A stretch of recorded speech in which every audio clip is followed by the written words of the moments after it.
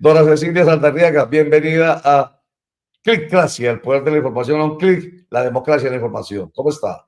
Muy buenos días, ¿cómo están? Bien, muchas gracias. Gracias por estar con nosotros. Usted es hoy integrante del movimiento político Electas. Bueno, doctora Cecilia, de una vez, ya nos estaba escuchando usted hablando sobre este problema político de la polarización, pero estamos llegando y tenemos aquí en el Consejo de Medellín, no hay que ir muy lejos, una circunstancia muy particular y es, yo digo, no es ya la oposición. Bueno, sí, la oposición que no debería ser, eso está absolutamente claro, al gobierno nacional de parte de unos concejales que deberían estar actuando pensando más en su misión. Y usted fue concejal de Medellín y sabe que es así, en hacer control político a lo que le compete, que es a la administración, en este caso de Federico Gutiérrez, pero se la pasan es haciéndole oposición al gobierno nacional y haciéndole oposición al gobierno ya pasado. Y además con soberbia, aterradora soberbia. Entonces usted tiene al respecto un pensamiento y una idea muy clara, dora Cecilia. ¿De qué se trata? Bueno, es que ayer incluso vi otro, bueno, ya cada que voy allá me insultan. Eh, vi incluso, diga, cómo trataron a una consejera. Vi ayer también un video de otra concejala, había visto principalmente los concejales y pues se ufanaban de ser comité de aplausos. Y yo tengo mi posición en términos que los recintos políticos son políticos. Ahí uno no puede pedir imparcialidad. En eso pues yo no tengo problema de que digan que son que son la mayoría. Creo que hasta ahí todo está bien. El problema es cuando, y mi preocupación y el tuit que puse es qué vamos a hacer con el recinto de la democracia, porque es que ese no es un espacio de derecha. En esos momentos lo ocupan personajes de derecha.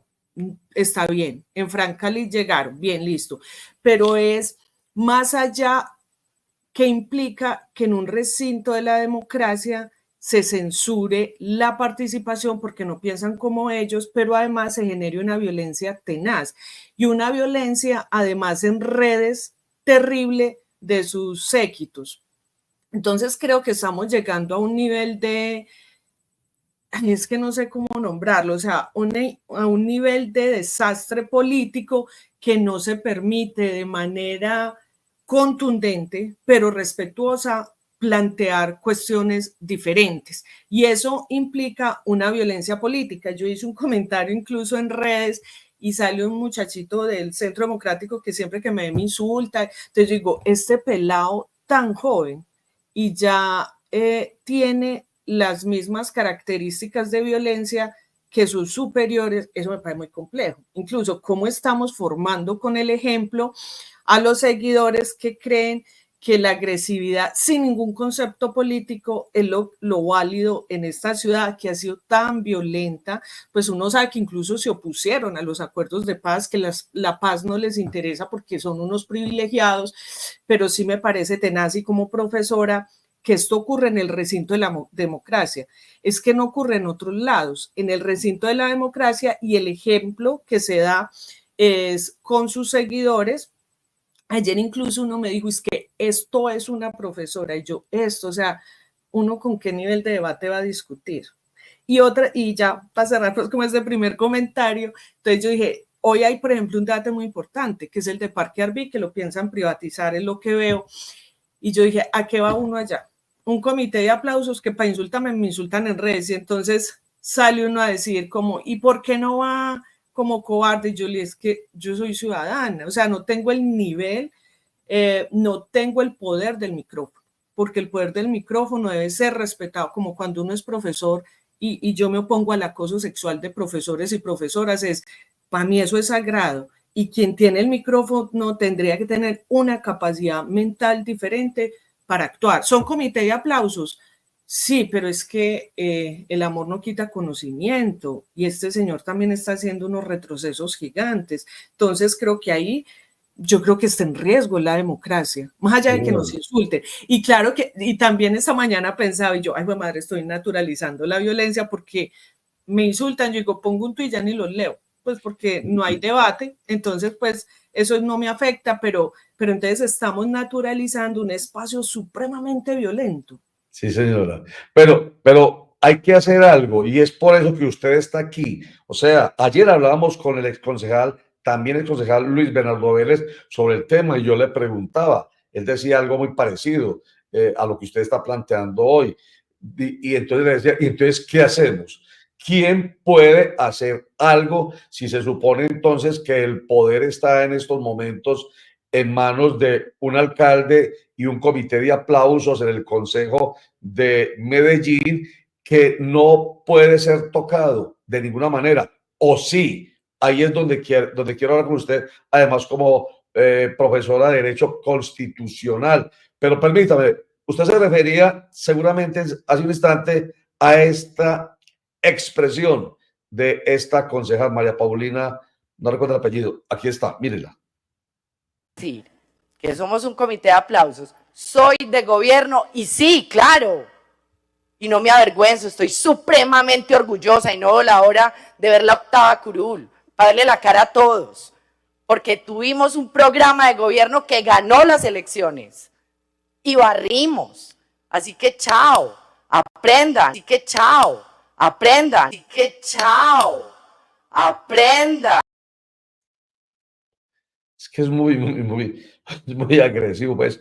O sea, ya le toca a uno, imagínate, esto lleva al nivel incluso que a un periodista que busca siempre ser lo más tranquilo posible y ojalá lo más imparcial posible y ojalá no subjetivizarse tanto, aunque es imposible no ser subjetivo porque soy un sujeto, ya toma una posición frente a la soberbia. De hecho, yo lo hago en las redes sociales. Vengo desde hace mucho rato hablando de la política decente, de la política que no tenga que ver con la infamia, con la injuria, con la calumnia, con la soberbia. Pero uno ve ahí a una concejal absolutamente soberbia. Y claro, un poco, como usted lo decía ahorita, Dora Cecilia Saldarriaga, emulando a quien es la persona que los lidera. Porque usted escucha a Federico Gutiérrez hoy hablando de nosotros sacamos 700.000 votos y eso nos da derecho a todo. Como que si la democracia no fuera la de ganar para gobernar por todos y para todos, no por los que votaron por la persona que ganó. En fin, entonces, mire, ¿cómo le pareció pues antes de que hablemos de qué hacer con posiblemente organismos de control? Doña Cecilia. Uno es que es desafortunado, vuelvo e insisto, uno no le puede pedir a un cuerpo político que no sea político y que no tenga una postura, eso uno no se lo puede pedir, pero sí creo que ya el nivel de debate es tan bajo, o sea, es tan rastrero que uno dice, el cuerpo colegiado y la democracia, y como usted lo plantea, es que desde las teorías de la democracia ganan las mayorías para garantizar derechos de las minorías. Y aquí uno pondría en cuestionamiento si son las grandes mayorías, incluso por el abstencionismo que hay en Medellín. O sea, ¿cuántos cuántos fue el número que los eligieron? No es la gran mayoría. O sea, no es la mitad más uno de quienes pertenecemos al censo electoral.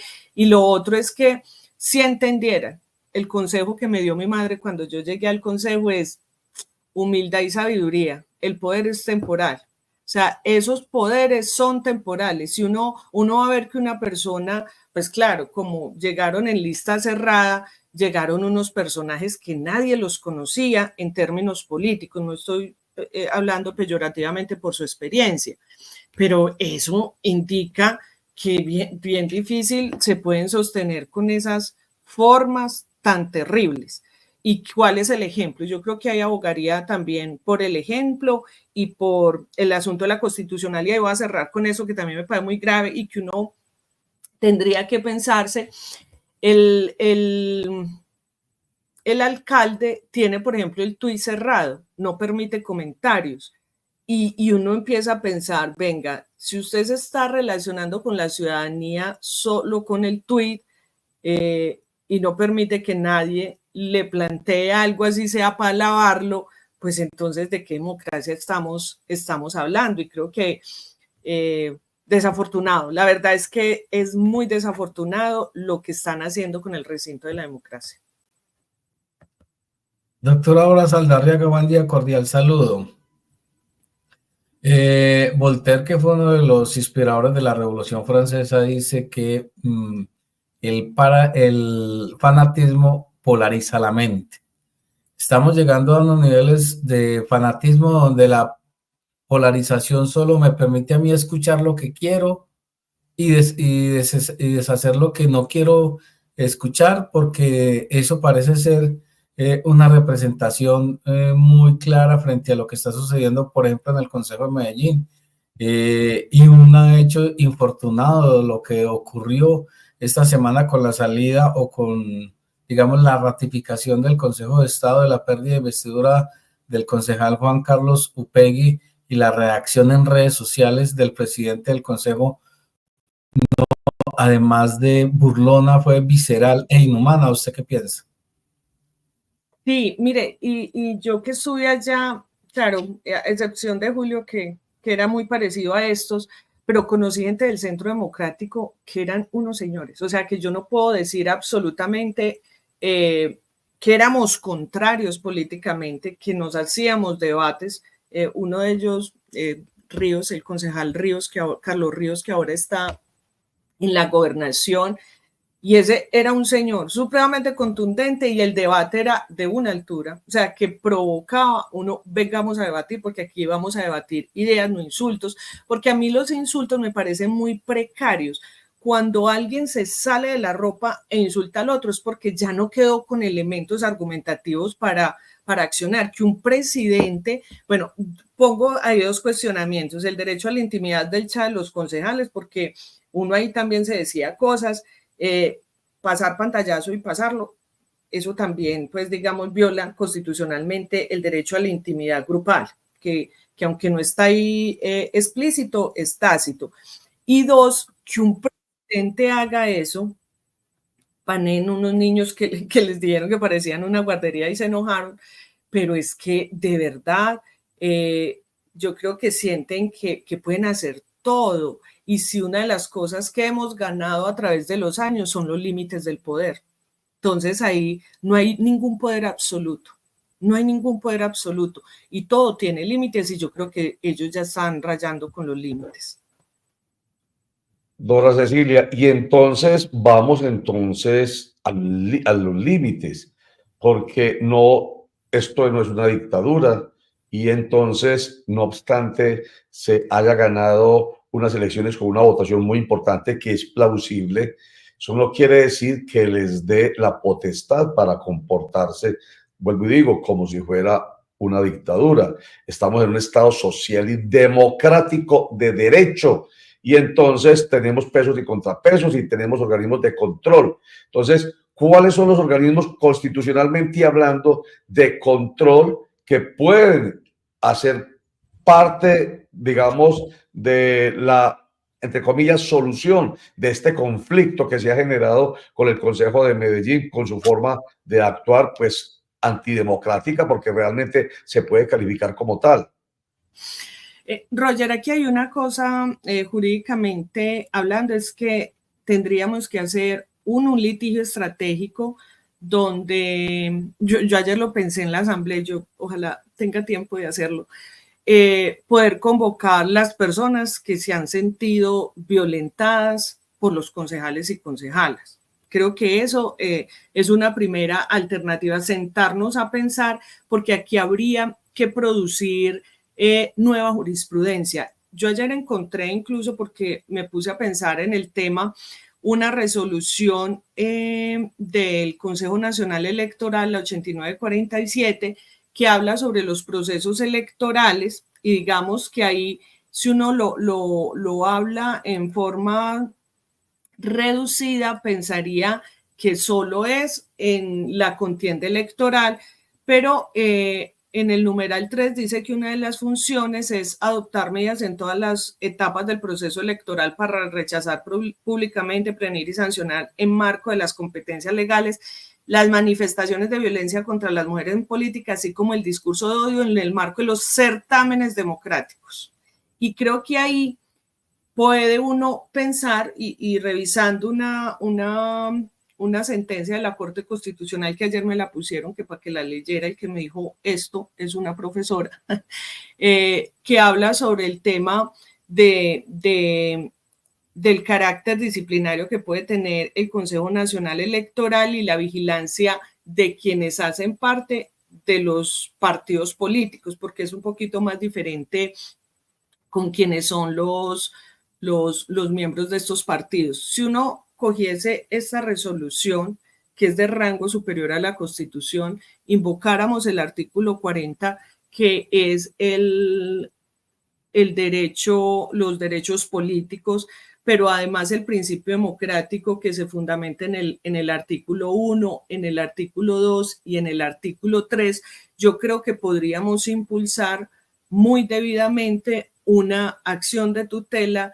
que ponga a pensar a los jueces sobre la importancia de la garantía del principio democrático y entre esos el derecho a la participación en esos espacios, porque si algo está prohibido incluso por la Convención Americana de Derechos Humanos es la censura, y la censura es no poder plantear unas discusiones sobre un tema, porque lo que ellos hacen con el micrófono creo que más allá de poder poner su posición, es censurar las personas que van y generar una violencia política.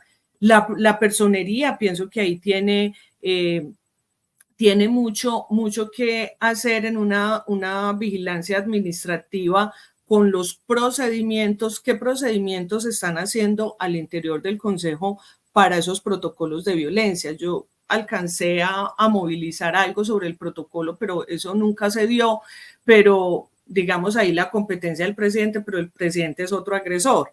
Entonces, creo que ahí hay que sacar la discusión incluso de la ciudad y ponerla en esos órganos como son la Procuraduría, como sería el Consejo Nacional Electoral y traerlo mucho por argumentación. Y aquí voy a traer, digamos, como una figura que está en la Constitución para el Congreso, pero que podría uno argumentarla en estos espacios, que es la inviolabilidad parlamentaria, que indica la protección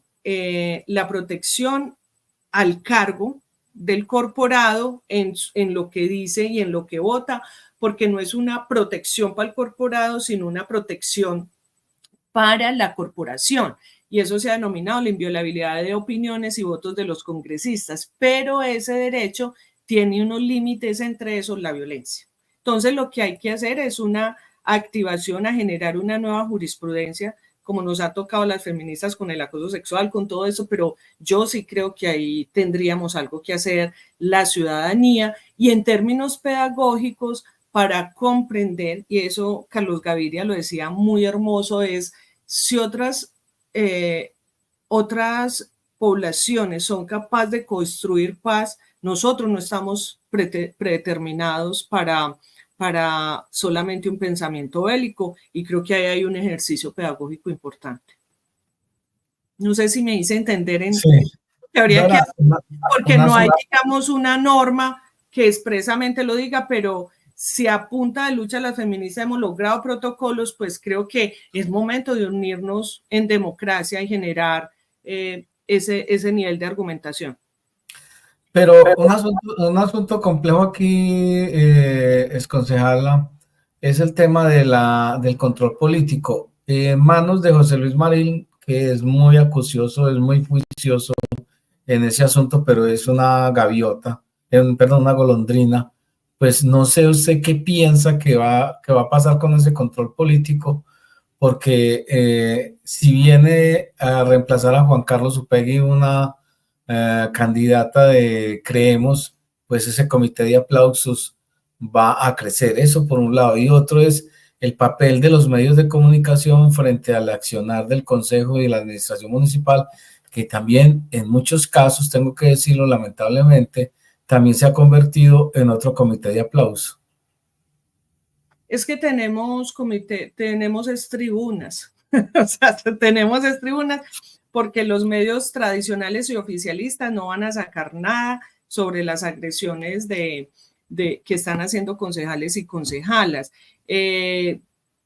Al concejal de la oposición le va a tocar muy duro, le va a seguir tocando muy duro en términos de que no hay forma, ni incluso ni razonable, de que se pueda generar una discusión que sea por fuera de Petro y que sea por fuera de Quintero. O sea, es que eso es otra cosa supremamente detestable. Llevamos un año y punta y va uno allá, quinterista, por Dios, yo nunca fui quinterista, pero no les da más el debate del control político para poder hacer eso.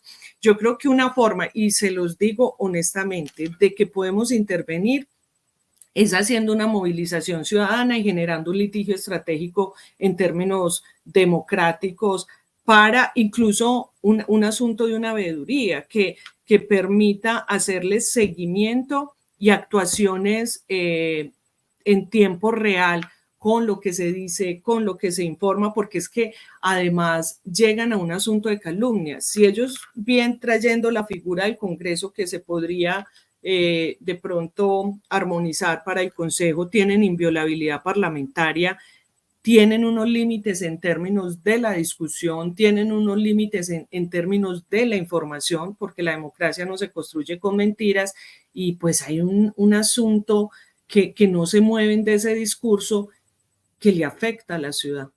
Pero voy a poner otro problema adicional, es qué estamos haciendo la ciudadanía de a pie y aquellos que no pensamos como ellos, pues no sé si no advertimos lo grave de lo que está pasando y pensamos que está bien porque ganaron. Y creo que hay un error como ciudadanos y ciudadanas. Sí, señora. Y una palabra, una expresión que no se ha utilizado en esta conversación es abuso de poder. Entonces hay que tener en cuenta esa expresión que es bastante grave. Entonces, a tenerla en cuenta. Y sencillamente, con lo que hemos hablado con usted, Dora Cecilia Saldarriaga, lo que queda de tranquilidad es que no estamos en una dictadura, estamos en un Estado democrático de derecho y se puede hacer algo. Hay que actuar para evitar ese abuso de poder, si se permite que yo enmarque en el contexto esa expresión. O sea, además, no es que la gente esté muy tranquila. Ya en 2 días hemos tenido 2 personas invitadas porque las hemos visto que se están manifestando. Hoy usted, ayer el exconcejal Luis Bernardo Vélez, y con lo que ustedes dicen empieza uno a recibir comentarios en las redes, porque esto, por ejemplo, usted sabe que lo regamos en nuestras redes y empiezan los comentarios en los que se sabe que no son solamente usted, no solamente Luis Bernardo Vélez, no solamente unas cuantas personas, sino ya muchas las que están viendo que algo está pasando y que no debe continuar. Pero lo importante sería que se llegara a la conciencia, a la comprensión por parte de quienes hoy tienen ese poder en el Consejo de Medellín y entendieran que hacen parte de un Estado social y democrático de derecho, y que esa palabra democrática suene bastante, porque si dicen que ganaron por muchos votos y eso los empodera, están de todas maneras reconociendo que fueron votos en un proceso democrático los que les dio el poder, pero se gana por muchos votos o por un solo voto. Esa es nuestra democracia. Bueno, ay, perdón, que quería, sí. Con lo que estás diciendo se me vino también otro argumento constitucional, que es un principio de la Constitución, y los principios son mandatos de optimización que siempre han de cumplirse de la manera fáctica y jurídica posible. El artículo 6 ordena que los funcionarios públicos solo pueden hacer lo que la ley y la Constitución les indica. Lo que está por fuera de eso, entonces es una extralimitación, y ahí traería lo que pasó con el señor Julio González, que la Procuraduría le abrió investigación. Entonces no es que puedan hacer lo que les dé la gana, es que son además servidores públicos. Sí, señora. Bueno, vea, Dora Cecilia Saldarriaga, yo la voy a aprovechar un instantico a usted, voy a dejar el tema ahí porque tenemos un invitado, se llama Eddie Banoy, es abogado y es periodista, que con él estamos tratando desde ayer un tema que yo sé que a usted le interesa, la decisión que ha tomado la juez primera administrativa de Antioquia de sancionar el distrito de Medellín por el feminicidio en el año 2017 de Claudia Patricia Gómez Castaño. No importa de quién sea hermana, no nos interesa. Es una mujer o fue una mujer que lamentablemente, según este fallo de la doctora Omaira, no me acuerdo el apellido, que fue profesora mía además, qué vergüenza, Arboleda es el segundo apellido, terminó diciendo, hubo falla en el servicio y se permitió en el año 2017, vuelvo a decir, por negligencia, se permitió que el esposo de Claudia Patricia le propinara un disparo en la cabeza, dejando 11 hijos huérfanos. Es una cosa aterradora. Entonces, permítame, no se vaya para que un comentario nomás respecto de lo que nos va a decir en este momento Eddie Banoy, a quien saludamos. Eddie, bienvenido. Gracias por estar con nosotros en Clicracia, el poder de la información a un clic, la democracia en la información. Bienvenido. Buenos días, Roger, para usted, para Javier Arboleda y Carlos Mario, para todos los internautas, como lo dice usted. Muy bien, Roger, vamos a muy resumidamente. Doña Cecilia Saldarriaga, que está ahí atendiendo. Ahí está, un saludito también para ella. Cordial saludo también para ustedes, señora concejal. Bueno, ¿qué iba a decir? Vamos a entender esta sentencia que profirió el juzgado primero administrativo bajo la dirección, la juez, la doctora Omaira Rodríguez Arboleda. Rodríguez Arboleda, sí, claro. Es una sentencia de 70 páginas en las cuales, muy resumidamente, les voy a explicar de qué se trata este fallo y cuáles son las consecuencias jurídicas que traen y también las consecuencias a futuro, independientemente de que sea el alcalde Federico Gutiérrez, el alcalde Daniel Quintero. Pero primero que todo esto, vamos a entender un poco los hechos que llevaron a esta acción de reparación directa que presentaron los familiares de Claudia Patricia Gómez Castaño, quien fue la víctima. ¿De qué? Del delito de feminicidio. Pero entonces vamos a retomar, por ejemplo, la fecha del 8 de noviembre de 2017, cuando Claudia Patricia va a la comisaría 12 de familia del barrio Santa Mónica a pedir protección.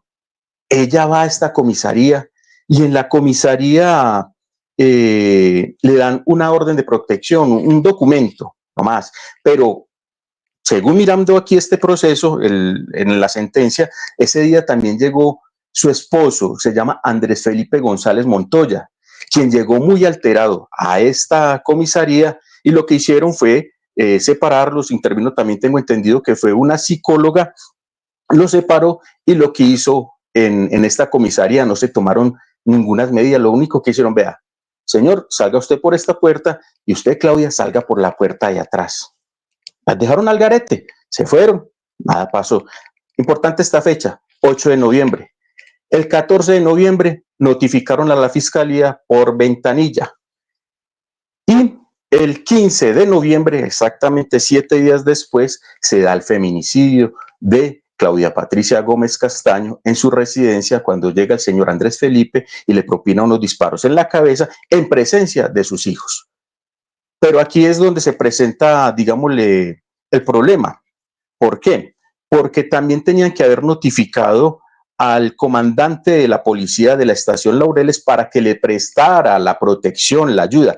Pero esta comunicación, esta notificación nunca llegó.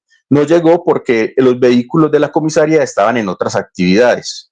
Entonces ahí la parte demandante dicen que hubo una omisión a un deber de proteger la vida. En respuesta, en contestación de la demanda, dicen que el representante de la alcaldía de Medellín dice que sí, que a ella se le prestó toda la atención y es más, se le entregó la orden de protección y la notificación para una futura audiencia tanto a Claudia Patricia como a su agresor Andrés Felipe. Dice la parte demandante, ¿dónde está el documento como tal que demuestre que se le prestó la atención y fueron a la policía? No existe, no hubo en ningún momento este documento como tal. Es más, la familia alega que no se le brindó la protección, No le escucho, Roger. Un instantico nomás, Edivanoy, para que Dora Cecilia haga un comentario antes de despedirla a ella. Ella está aquí todavía, ¿cierto? Sí, que yo sé que le compete y le interesa mucho el tema. Entonces, hágame un favor, Dora Cecilia, y nos hace un comentario sobre esta narración de hechos así objetiva, porque son los hechos de lo acontecido que terminó con el feminicidio de Claudia Patricia Gómez Castaño. Yo creo que ese precedente es muy importante y ya han habido otros fallos con asuntos de reparación por falla en el servicio, por la inadecuada atención de las rutas en violencias basadas en género, además porque ya hay muchas obligaciones jurídicas, hay normas, hay estándares internacionales con el tema y pues ahí lo que se demuestra es que hay una inadecuada atención y que eso tendría que prender las alarmas al interior del distrito, que antes se está reduciendo y retrocediendo en términos de atención en estos momentos con los temas de violencias basadas en género, porque lo que ahora se están ahorrando, pues puede ser unas sanciones para el distrito. Yo incluso tengo una demanda en esas que nos la ganamos en primera instancia con unos temas de comisarías de familia, porque creo que ahí es una dimensión mayor y que el Estado no ha sido diligente en términos de incorporar los estándares internacionales y nacionales en términos de rutas de atención de violencias de género. Me parece muy importante y además por la familia, además, más allá de que sea la hermana de una congresista, pues fueron unos huérfanos que quedaron ahí desprotegidos, porque tampoco hay una atención y hay ya para que el abogado pueda seguir contando la sentencia, no hay unas rutas de atención que intervengan las familias que quedan huérfanas de esos feminicidios. Y hay en casos aterradores donde los padres han quedado con la patria potestad que han sido los feminicidas. Entonces hay mucho por resolver. Sí, y a propósito de las comisarías de familia, Eddie, antes de que se vaya la doctora Dora Cecilia, hay en la sanción un llamado particular a la formación. ¿Cuál es el tema? A que las comisarías de familia tengan una formación o un llamado especial. ¿Cómo es? ¿De qué se trata? Claro, esta sentencia es muy importante porque la orden que da la juez, la doctora Mayra, es que se deben de hacer un programa de coordinación entre todas las instituciones, tanto fiscalía, policía, comisarías de familia, para darle una atención, no solamente entregarle un documento, sino prestarle la ayuda, el conocimiento, cómo debe de actuar una persona víctima de violencia intrafamiliar, porque es que los dejan solos, no les están prestando la atención y tienen las herramientas. Entre las herramientas está, digámosle, también los tratados internacionales, hablando de este bloque de constitucionalidad, las normas internas también del Estado Nacional. Por ejemplo, aquí está la Convención de Belén de Pará, de Brasil, de ley 1254 del 2005 y el decreto 4799 del 2011, donde dan las herramientas, pero no las aplican. Aparte de eso, también en esta sentencia les dan la orden a que se deben de capacitar cómo enfrentar esta problemática, cómo se debe de ayudar, cómo se debe de proteger y aislar a la víctima de este flagelo, que es la violencia intrafamiliar. Esta violencia intrafamiliar, ¿a qué nos lleva? A estas consecuencias que nunca tuvieron que haber pasado, que fue el feminicidio de Claudia Patricia. En este orden de ideas, se demuestra que ahí no hubo una negligencia, hubo una omisión por parte de la comisaría de familia al no atender prioritariamente y darle la instrucción de cómo actuar frente a esta situación, Roger. Sí, señor.